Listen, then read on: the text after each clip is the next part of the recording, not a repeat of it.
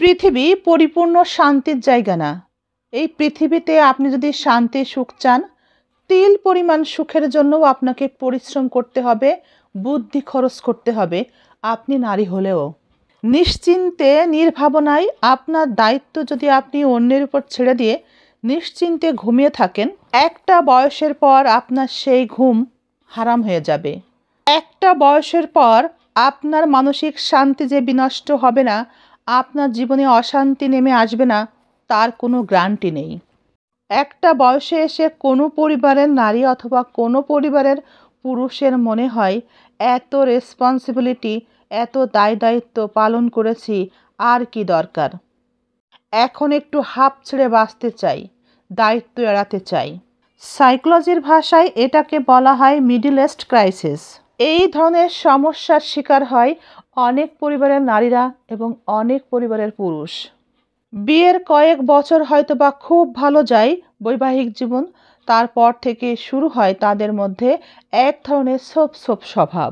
বিশেষ করে পুরুষদের মধ্যেই এই সোপ স্বভাবটা বেশি লক্ষ্য করা যায়। এই মধ্যবয়সী পুরুষেরা এবং নারীরা তারা আত্মীয় স্বজনের মধ্যে, পাড়া প্রতিবেশীদের মধ্যে কিংবা বন্ধু বান্ধবীদের মধ্যে অনেকের প্রতি আকর্ষণ বোধ করে। সংসার জীবনটা তাদের আর ভালোই লাগে না, সংসারে তারা কোনো শান্তিই পায় না। ওই সব বন্ধু বান্ধব নিয়ে বা কিছু আত্মীয় স্বজনের মধ্য থেকে কয়েকজন ব্যক্তিকে খুব পছন্দ করতে থাকে এবং তাদের সাথেই সময় দিতে দেখা যায়। তার সংসারে একটা মানুষ যে তার জন্য অপেক্ষা করে, তার কাছ থেকেও অনেক কিছু পাওয়ার আছে, সে বিষয়ে তার কোনো গুরুত্বই থাকে না। মিডল এজ ক্রাইসিসে আক্রান্ত পুরুষেরা সবসময় কম বয়সী মেয়েদেরকেই খুঁজে নেয়। তাছাড়াও তারা তাদের সমবয়সী বন্ধু বান্ধবদের মধ্য থেকেও কাউকে খুঁজে নেয়। এই ধরনের পুরুষরা তাদের কাছ থেকে তার নিজের ক্রাইসিস মেটানোর চেষ্টা করে, অন্যদিকে সেই সব নারীরা বা মেয়েরা সেই পুরুষের কাছ থেকে অর্থনৈতিক সুবিধা নিয়ে থাকে।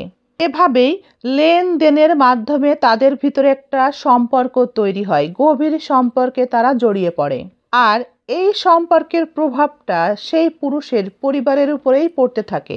মধ্যবয়সী কিছু নারী এবং কম বয়সী কিছু মেয়েরা তাদের দিকে ঝুঁকছে তাদের অর্থনৈতিক ক্রাইসিস মেটাতে। পুরুষ তার নিজের ক্রাইসিস মেটায়, আর অন্যদিকে মেয়েরা বা মধ্যবয়সী মহিলারা, নারীরা তাদের অর্থনৈতিক ক্রাইসিস মেটায়। এই ধরনের লেনদেনের সম্পর্ক বর্তমানে সমাজে ভাইরাসের মতোই ছড়িয়ে পড়ছে। সমাজের অনেকটা পরিবারে এর প্রভাব বিষ ফোঁড়ার মতোই বিরাজ করছে, যার ফলে অনেক পরিবারেই মানসিক অশান্তি, সংসারের সমস্যা, স্বামী স্ত্রীর মধ্যে দ্বন্দ্ব। অনেক পরিবারের সন্তান বড় হয়েছে, তবু সেই সন্তানের উপরেও যে প্রভাবটা পড়ছে সে বিষয়ে সেই পরিবারের মা বাবার কোনো ভ্রুক্ষেপ নাই। ছেলে মেয়ের ভবিষ্যতের কথা চিন্তা করে, মান সম্মানের কথা চিন্তা করে, অর্থনৈতিক চিন্তা করে সমাজে সামাজিকভাবে এবং অর্থনৈতিকভাবে মান ক্ষুণ্ণ হওয়ার ভয়ে অনেক পরিবার তার নিজের পরিবারের থেকেই গুমড়ে মরছেন ভিতরে ভিতরে। অর্থনৈতিকভাবে যে মানুষটার উপরে একটা পরিবার নির্ভরশীল, তার এই ধরনের চরিত্রের কারণে পরিবারের অর্থনৈতিক দায়িত্ব তার উপরে থাকার পরও সে এই বিষয়টিতে সম্পূর্ণভাবে উদাসীন।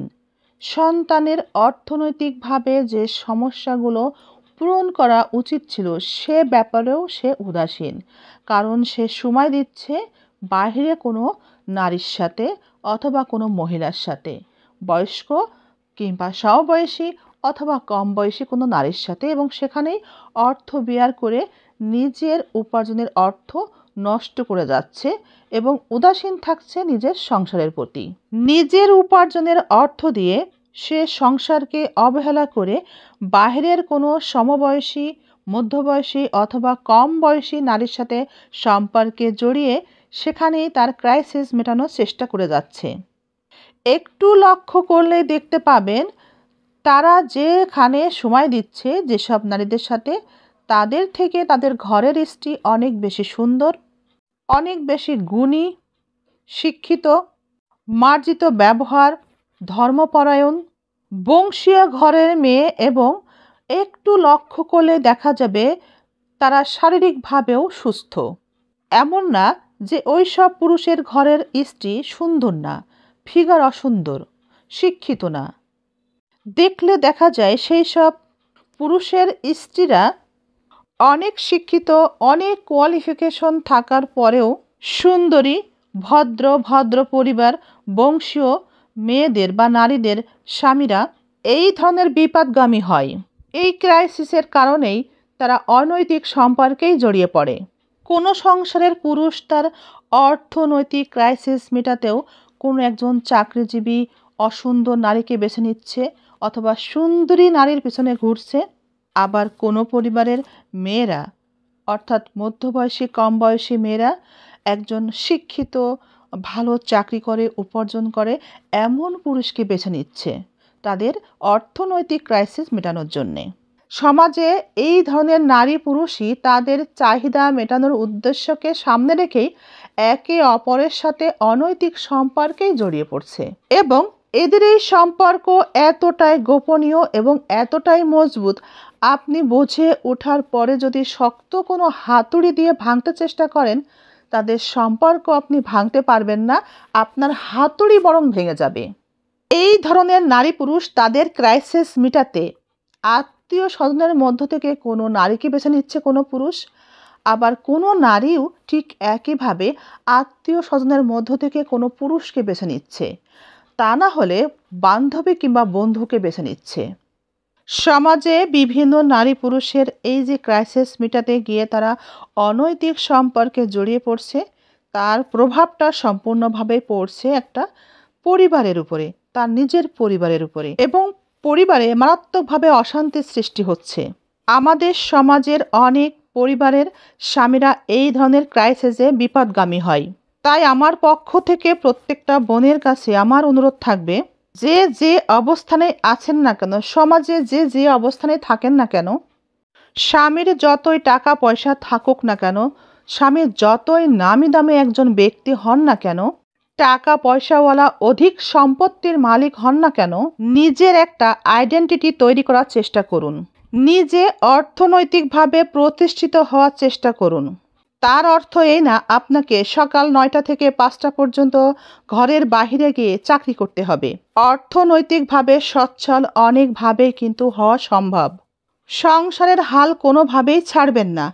সংসারের হাল ধরে রেখেই নিজে অর্থনৈতিকভাবে স্বাবলম্বী হওয়ার চেষ্টা করুন।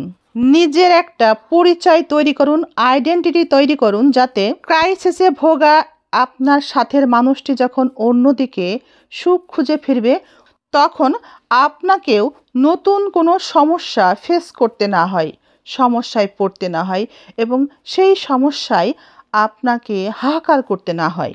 নিজের পায়ের নিচের মাটি শক্ত করুন, নিজেকে ভালোবাসুন।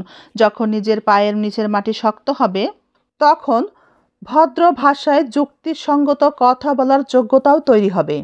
তখন আপনার অপর দিকের মানুষটি যদি ক্রাইসিসে পড়েও, তবে সে সেখান থেকে বের হয়ে আসার চেষ্টা করবে। সে তখন মনে করবে ক্রাইসিস তৈরি করে আপনার কাছ থেকে পার পাওয়া সম্ভব হবে না।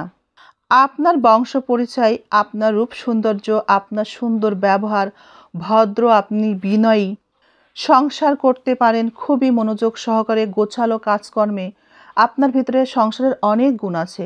সংসারকে সামলে রাখতে পারেন যত্ন সহকারে, স্বামীকে ভালোবাসতে পারেন মন প্রাণ দিয়ে। এত সব গুণ থাকার পরও, এত সব গুণ দিয়ে আপনি কখনোই ক্রাইসিসে আক্রান্ত পুরুষকে আপনি নিয়ন্ত্রণে রাখতে পারবেন না।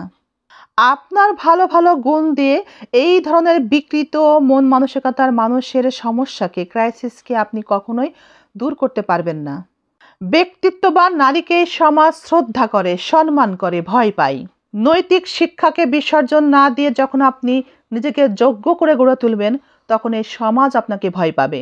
সমাজ সেই সকল নারীকেই ভয় পায় যে নারী নিজে যোগ্য এবং সে নিজেকে অনেক বেশি সম্মান করে, ভালোবাসে। নিজেকে তাই ভালোবাসুন, নিজেকে সম্মান করুন, নিজের প্রতি যত্নশীল হন, নিজেকে যোগ্য করেই গড়ে তুলুন। তখনই কেবল দেখবেন আপনার আশেপাশের প্রত্যেকটা মানুষই আপনাকে মূল্যায়ন করবে, আপনাকে সম্মান দেখাবে।